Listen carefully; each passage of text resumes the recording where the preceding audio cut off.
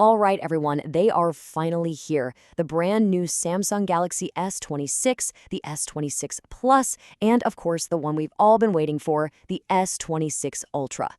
We're going to do a complete deep dive into everything you need to know, from the performance to the camera and even a wild new privacy feature. So here's the big question on everyone's mind.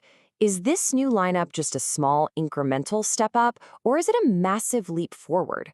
Well, we're going to break down all the specs, the performance benchmarks, and see how it stacks up against the competition to help you answer that exact question. Okay, first things first, let's get acquainted with the new family.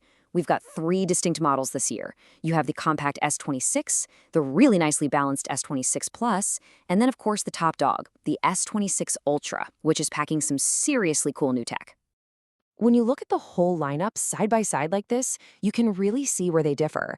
The screen sizes, they step up nicely from 6.3 inches all the way to a massive 6.9 on the Ultra. But pay attention to the charging speeds too.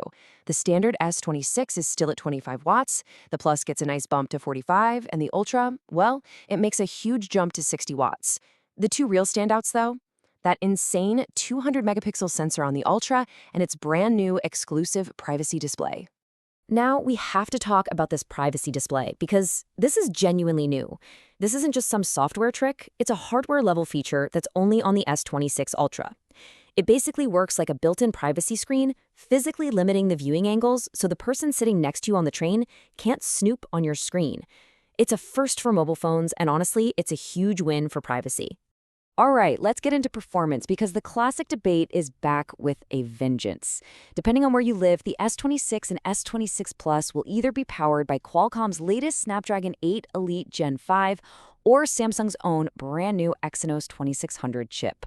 In single-core performance, and that's what affects how snappy the phone feels in day-to-day use, like just launching apps, the benchmarks show a pretty clear lead for the Snapdragon version. It's pulling ahead by about 10 to 18%, which could definitely translate to a slightly more responsive feel. But, and this is a big but, when we look at multi-core performance, the kind you need for those heavy-duty tasks and intense multitasking, that gap almost completely vanishes. The Exynos 2600 is right there, running nearly neck and neck with the Snapdragon, which is a massive improvement over what we've seen in previous years. So what's the big takeaway here? It's that this year, it's a real trade-off. For sure, the Snapdragon gives you that raw edge in single-core speed. But here's what's fascinating. The Exynos 2600, which is built on Samsung's new 2nm process, actually squeaks out a tiny lead in graphics tests. So for all you gamers out there, the Exynos might just be the one to beat. All right, this is the million-dollar question for so many of you. If you're holding on to an S24 or even an S25 Ultra, are the new features compelling enough to make that jump? Let's really break down the year-over-year improvements. Looking just at the Ultra line, you can see the S26 is a really significant step up from both the S24 and the S25. I mean, the charging speed alone leaps from 45 to 60 watts. That gets you to 75% in just 30 minutes. The main camera's lens has a much wider f1.4 aperture for way better low-light photos. There's a new 16GB RAM option for power users, and of course, that exclusive privacy display. So, to put it plainly, if you're coming from last year's S25 Ultra, these are the 5 key upgrades you're really going to notice. We're talking a 33% faster charging speed, that hardware-level privacy display, brighter camera optics for better photos, the new next-gen processor, and a slimmer, more rounded frame that just feels better to hold.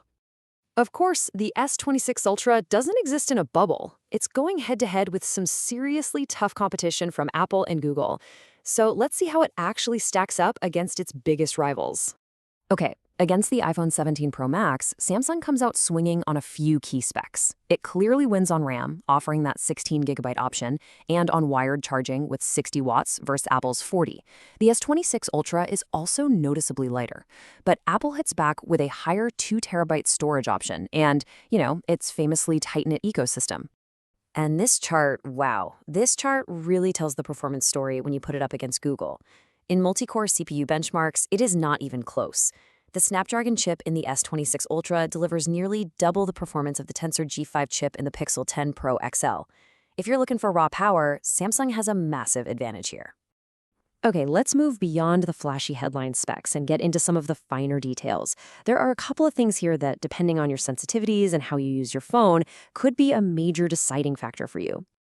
Let's talk about something called pulse width modulation, or PWM. Basically, it's the technique OLED screens use to dim their brightness by turning pixels on and off really, really fast. Now, for most people, it's completely unnoticeable. But for a growing number of users, low-frequency PWM can cause very real eye strain and headaches. And this is where Samsung has, well, kind of stood still.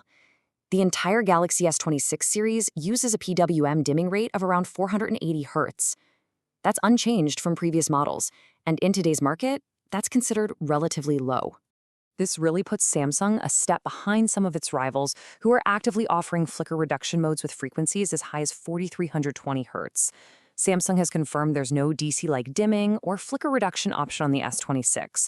So for users who are sensitive to PWM, this could unfortunately be a deal breaker. Now, let's shift from a potential hardware concern to a major software strength, because Samsung is really pushing Galaxy AI forward. There's a new feature called Now Nudge that proactively suggests things, like sharing photos right after a friend asks for them. Circle to Search can now identify multiple items in a single image, and Bixby is becoming more conversational, even integrating other agents like Gemini and Perplexity. It's all about making the phone work smarter for you. So, with all that information on the table, which one of these amazing flagship phones is actually the right one for you?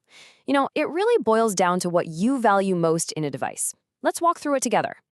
If you're a power user, someone who wants the most versatile camera system with that incredible zoom, the productivity of a built-in stylus, and the option for a massive 16 gigs of RAM for heavy multitasking, then the Galaxy S26 Ultra is, without a doubt, the phone built for you.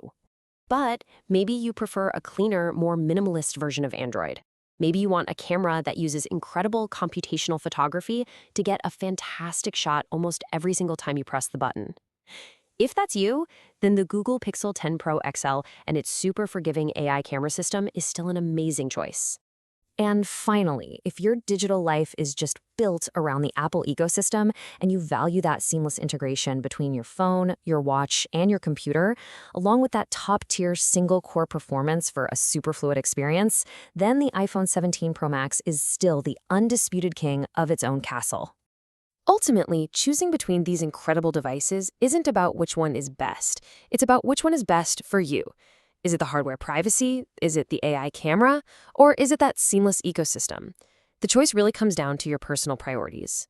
Thanks so much for watching.